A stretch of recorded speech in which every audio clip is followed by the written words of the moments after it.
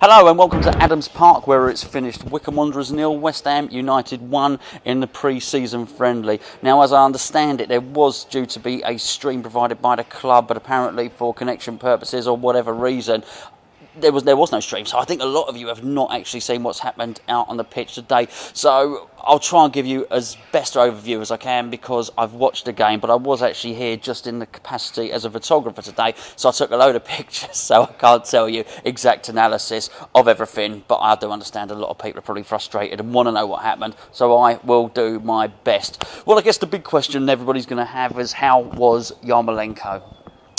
The answer to that is I was very, very impressed. He started off particularly well, even though clearly he's got some fitness work to do, but you could see just from the outset that there were very, very good pieces of link-up play between him and Arnautovic in particular. There were a few times when Mark Noble, who started the first half and also played all first half and started the second half for a brief period, there were times when he was trying to play in Yarmolenko.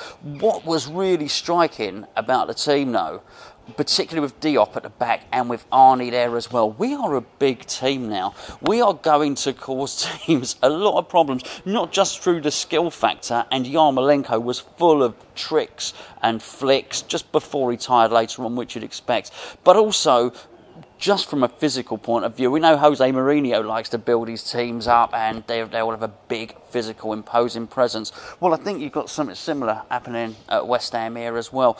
Now, in the second half it was very different. There were a lot of changes, but in the first half particularly, West Ham attacked towards that goal just behind me there. We all got a glimpse of the players as they were warming up. Snodgrass started on the far side, Yarmolenko was on this side, and Arnautovic very much in a central striking role. You had a centre-back pairing of Diop and Ogbonna.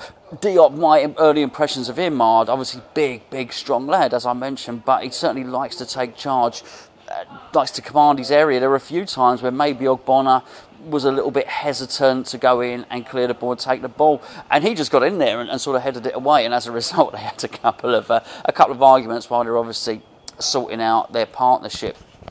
The goal, as I'm sure you know because you would have read the match reports or at least had an update of who scored, was by Arnautovic. In many respects a typical Arnautovic goal. He used a lot of his strength, a lot of his pace to hold off the defender, and he finished smartly across the goal. He was on the right side of the goal. He finished into the left-hand side.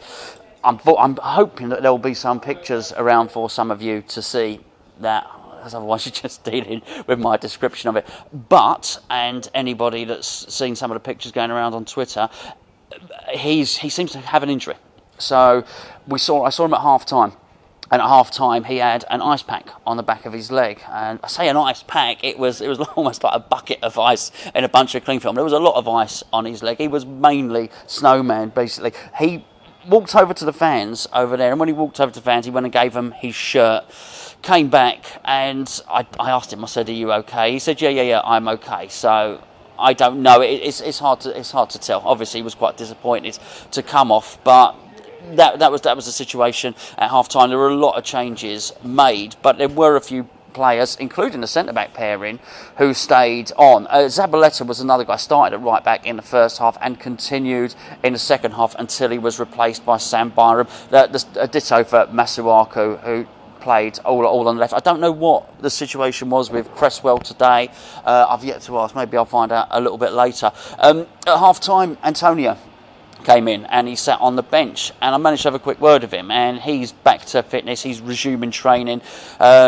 If anybody was wondering about Jack Wilshere has only done 2 full days training. I managed to speak to one of the medical guys today, and he said Jack Wilshere's only done 2 full days training, so he wouldn't have been ready today, but there's nothing sinister. He's absolutely fine, and he's due to go in with the first team squad at full pelt from tomorrow. Now, Monday. Now, there were a few. It wasn't just Arnautovic. Diop got absolutely clattered today, just over there. He came off. Now, when Diop came off, there was a centre-back partnership of Declan Rice, who'd come on in the second half, and he partnered Reece Oxford. Now, I think it'd be fair to say that towards the end of the second half, Wycombe had most of the game, and the game had died out. It was hard to get continuity. Snodgrass had been involved in both halves. But once Diop went off, as I say, the centre-back partnership was Rhys Oxford and Declan Rice. Well, Akinfenwa came on, for those of you who don't know. Big, strapping brute of a geezer. Played up front for Wycombe Wanderers, and I was quite impressed with how Rhys Oxford dealt with him. There was a little bit of argy-bargy, there was some pushing and shoving, but Rhys Oxford actually managed to hold his own, and whilst he's not a stocky, huge fella, Rhys Oxford, he does seem to have filled out a little bit, and I do wonder to what extent he is going to be in the manager's plans. Hugo started up front in the second half, and Nathan Holland started over on the right-hand side. Played very, very well.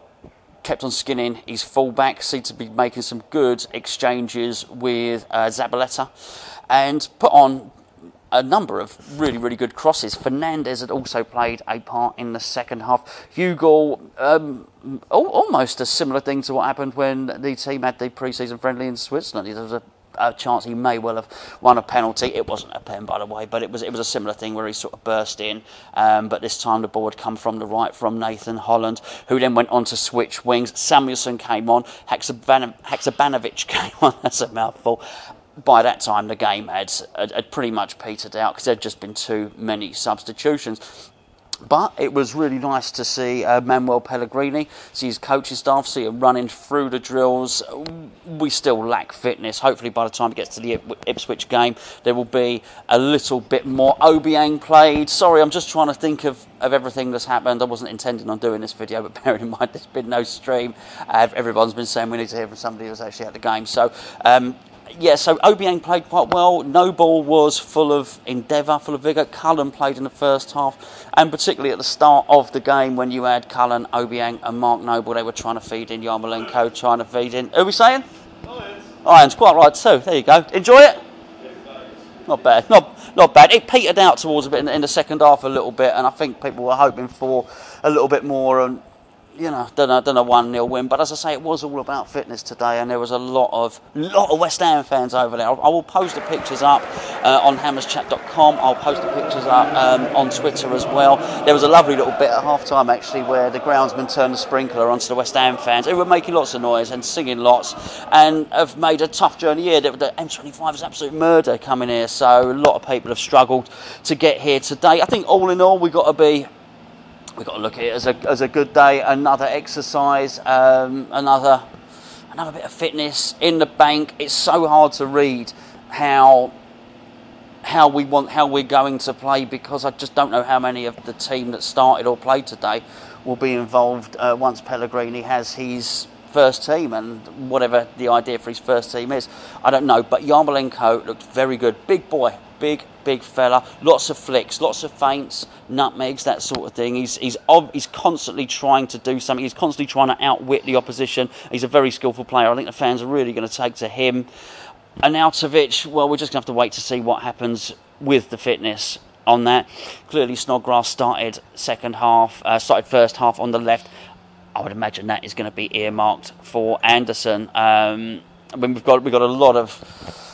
There's a lot of permutations. I think Balbuena has been confirmed today, although I didn't see him. I was looking for him in the crowd. I'm not sure if he made the journey today. Jack Wilshere definitely stayed at home. I do believe he was at the training ground today, just working on some more fitness, just to bring him up to standard, because he didn't even go away on pre-season with Arsenal. Literally, when the season finished last season, he has done nothing. Obviously, wasn't involved with the England team at all. Anyway, stay tuned. I think Sky were here today. Sky Sports were here today. So I think hopefully maybe if you tune into Sky Sports News or something like that, Sky Sports News have probably got some footage of the goals and that sort of thing. But all in all, good day, good exercise, fitness up for the players.